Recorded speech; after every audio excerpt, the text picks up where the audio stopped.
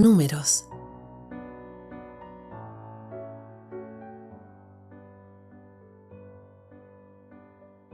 Nací con un don, o al menos fue así como mis padres siempre se refirieron a ello. Personalmente no lo llamaría un don, sino un saber, una habilidad observacional, por así decirlo. Aún recuerdo, como por tanto tiempo, solía ver estas cosas, estos números, sin tener idea de qué significaban. Pero ahora lo sé. Creo que tenía 11 años cuando llegué a comprender lo que significaban. Veía televisión con mis padres cuando apareció un boletín en las noticias sobre una mujer en Oxford que había sido sentenciada por el asesinato de 17 personas. Conforme veía la grabación de ella, siendo escoltada al juzgado, ahí estaba. El número 17, flotando justo por encima de su cabeza, como un halo de malicia. En ese momento me di cuenta de que estos números no eran aleatorios. Representaban personas.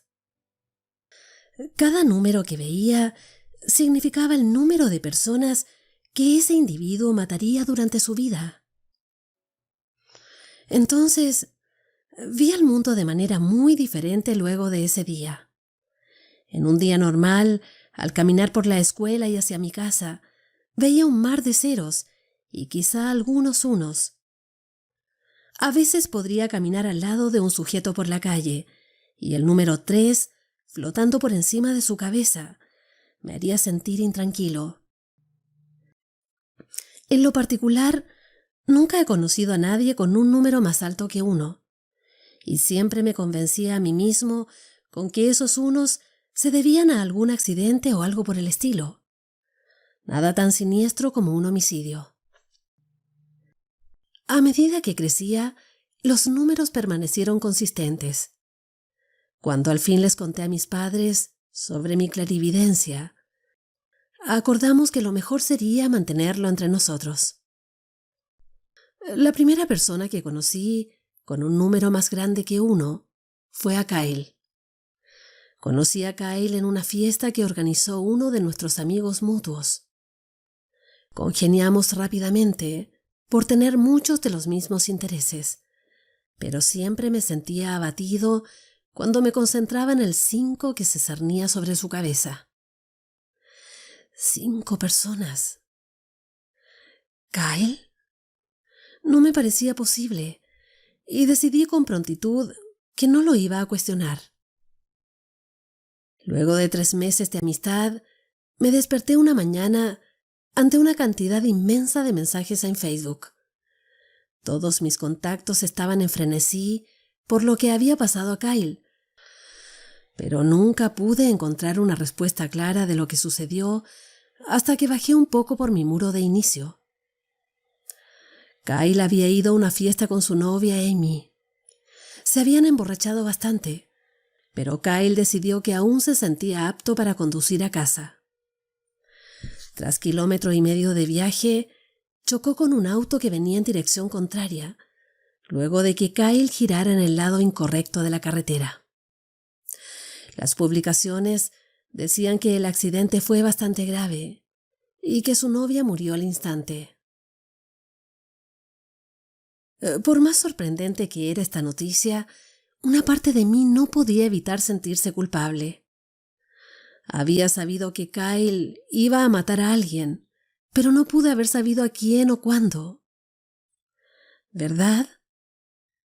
En tanto me seguía adentrando en las publicaciones, descubrí más acerca del auto contra el que Kyle se había estrellado. El auto se volteó por el impacto y rodó hasta una cuneta al costado de la carretera. El conductor, un compañero nuestro en el colegio, había muerto al instante. Sus 3 amigos, que eran sus pasajeros, murieron en el hospital por sus heridas críticas. 5 personas. Kyle asesinó a 5 personas esa noche, y yo supe que iba a pasar. Cargué con la culpa de ese accidente por un largo tiempo. Traté de hablar con mis padres al respecto y ellos trataron de empatizar conmigo, pero sabía que no lo entendían. De hecho, fue muy difícil para cualquiera el entender por qué me estaba sintiendo de esa forma, hasta que conocí a Melanie, la mujer más hermosa que había visto. Empecé a salir con ella alrededor de 8 meses después del accidente de Kyle y sentí una conexión con ella que nunca había sentido con nadie más.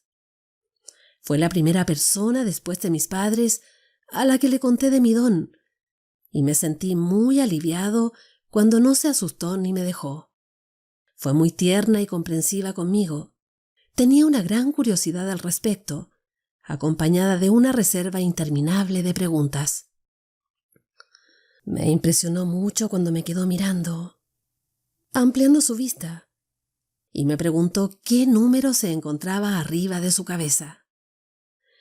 Ella era un 0.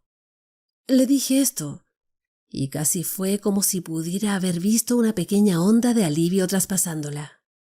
Yo amaba todas las preguntas que me hacía. Se sentía bien que finalmente fuera capaz de hablar con alguien al respecto y que estuviera genuinamente interesada en lo que tenía que decir.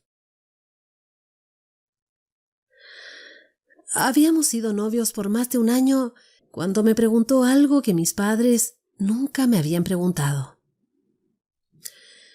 «Jamie, ¿podemos hablar?», se me acercó con timidez. «Sí, por supuesto». «Pues siempre he querido preguntarte esto, pero nunca pude encontrar el momento indicado porque siempre me pareció un tanto personal». «Está bien. Estoy seguro de que para este punto no hay nada que puedas preguntarme que vaya a ser demasiado personal». Me reí. «Bueno, está bien. Lo que me preguntaba es, cuando te ves en el espejo, ¿hay algún número encima de tu cabeza?». Alzó la mirada con curiosidad. Sus grandes ojos verdes estaban fijos en mí. «De hecho, sí. Cuando me veo en el espejo, puedo ver el número 13», le dije, agachando la cabeza. «Oh, por Dios», murmuró mientras daba un paso hacia atrás. «¿Hablas en serio?».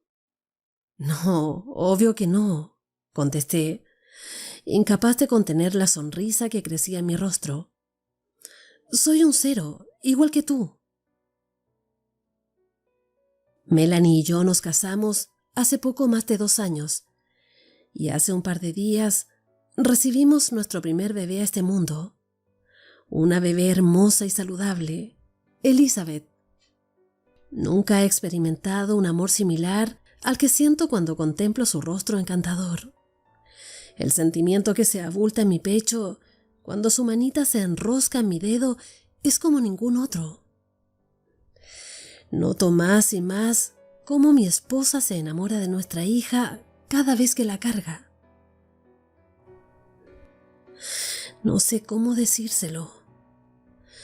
No sé cómo decirle que cuando veo a nuestra bebé dulce y perfecta, siento que mis entrañas se tensan por la culpa. Porque cuando veo por encima de su rostro encantador, veo el número 2. Tampoco sé cómo decirle que el día que nuestra hija nació, el número de Melanie cambió de un 0 a 1.